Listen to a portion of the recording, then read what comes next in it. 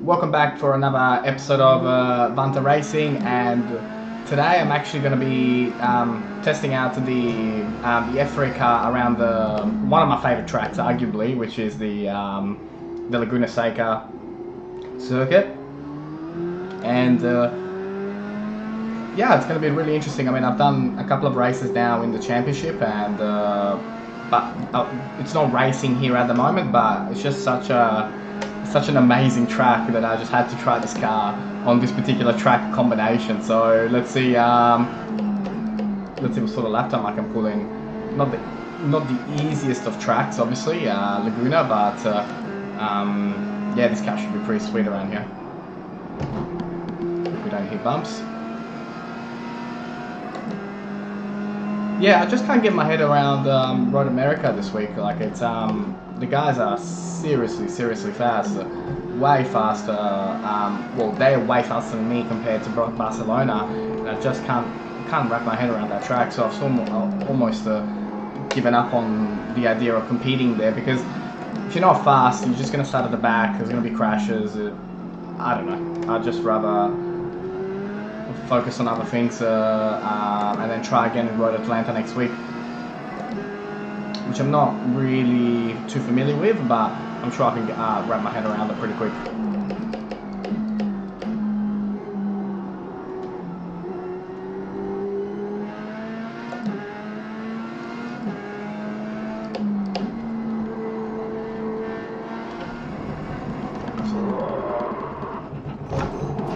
Ouch.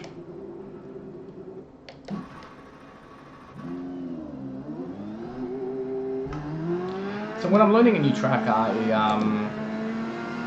what I tend to do is I tend to get out there and just really make a lot of mistakes, and just try and make as many mistakes as I can, and really push in a particular corner and just see what that's going to do, and then realize, okay, that's the limit there, or that's at least my personal limit in that particular corner, and then try and go step by step and get better and better.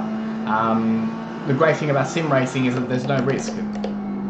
So why not push?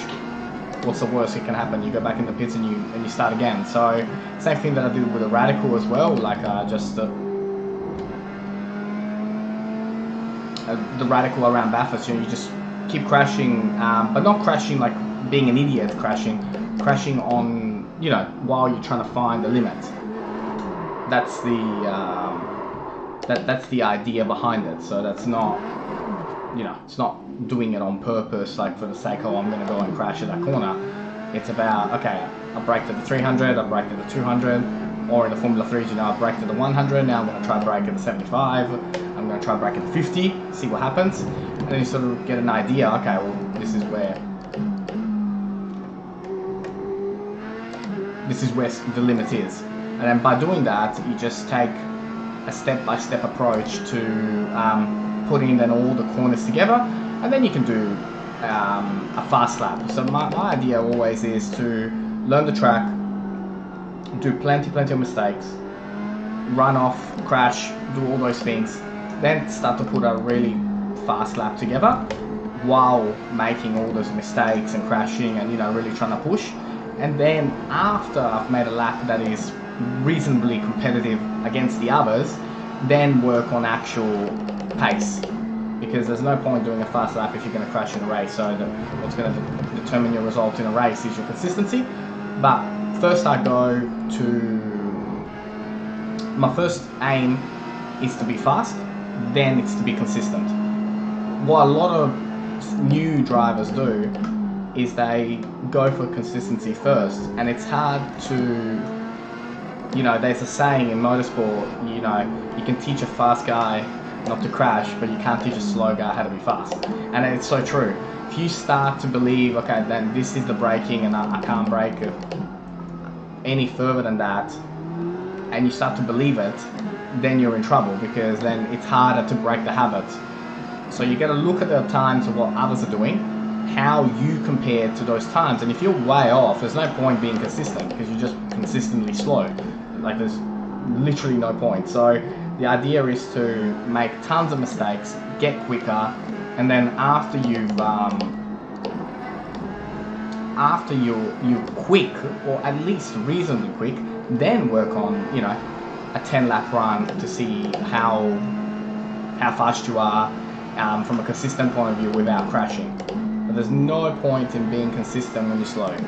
Like, literally, you're doing yourself more harm than good. So we did a 17.691, which I am very, very confident it's very, very slow.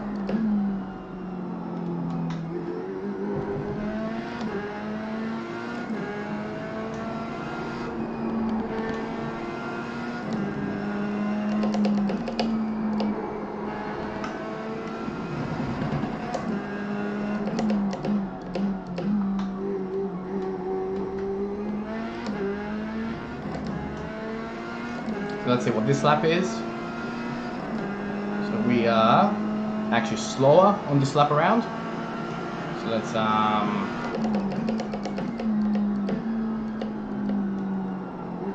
try to pick up the pace.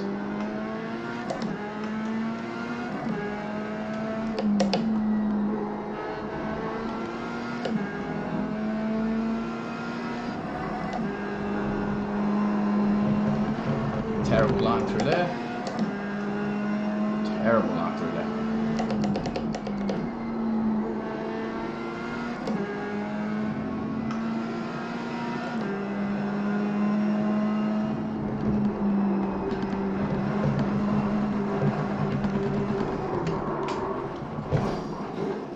There we go. So what I did there is, normally what I was getting myself into the habit of was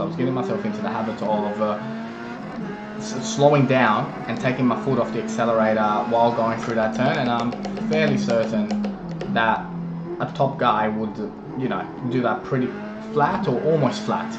So again, this is what the practice sessions are for, to test these theories out, and to you know, there's nobody out here. You're literally by yourself. Like, there's no reason you're not putting iRacing on the line. So just get out there and push. So let's try that corner again, and this time I'm even going to try on cold tires. See, like, a lot better than the lap around, you know, that lap when I was doing 1 minute 18s.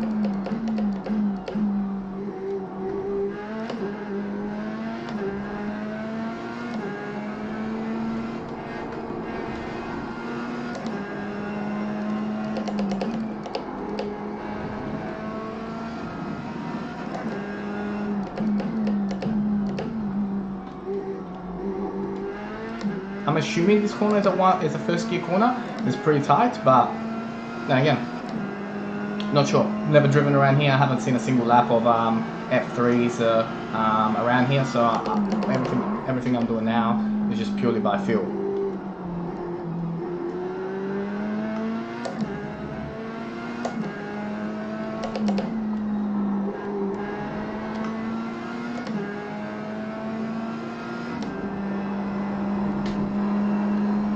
Much better.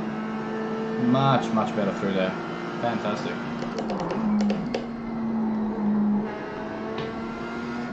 Now locking up is not going to do me any good.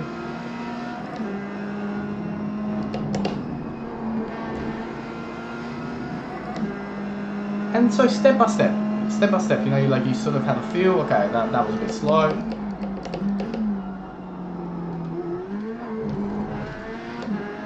Push a little bit here, I can push a little bit there. Before you know it, times start to tumble down.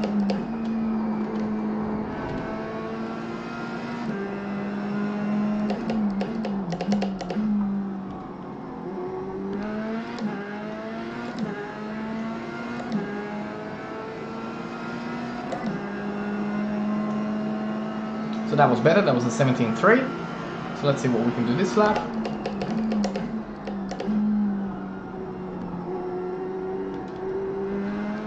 Had quite a few lockups during that lap, so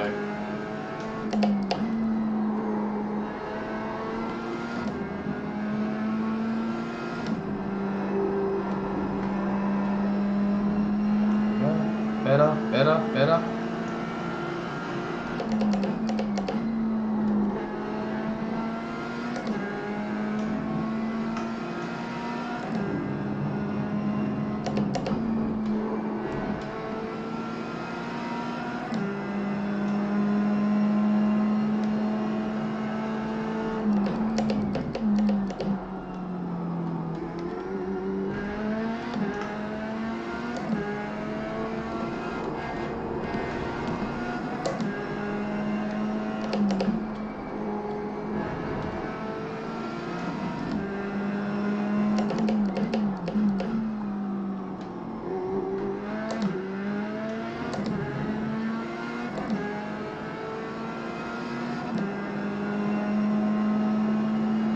better, but only slightly better, and I'm not really looking, see at the moment I'm looking for big gains. I'm not looking to up my pace by just a couple of tenths. I mean, an improvement, but definitely not what I wanted out of that lap.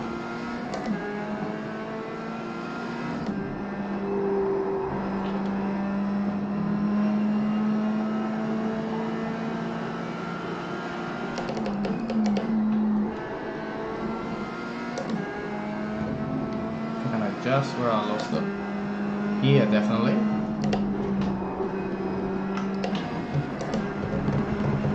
That is definitely not the fastest way around. And there you go. So quick recap about my mentality towards practice, and you know, these are the sessions to make as many mistakes as humanly possible, while still being smart about it. So this isn't about making mistakes for the sake of making a mistake, like, oh, I'm just going to go crash into a wall. It's just about pushing a little bit further, a little bit further, a little bit further, and then tie up that whole lap together and compare yourself to fast people. And then after that, then work on your pace, as you know, the pace that you can do without making any mistakes. But don't get into the habit of getting consistently slow. Go out there, make as many mistakes as possible, get reasonably fast, and then work backwards about your pace without making any mistakes. So hope it was helpful. It's just what I do when it comes to practice, and I look forward to see you on the next video. Ciao, ciao.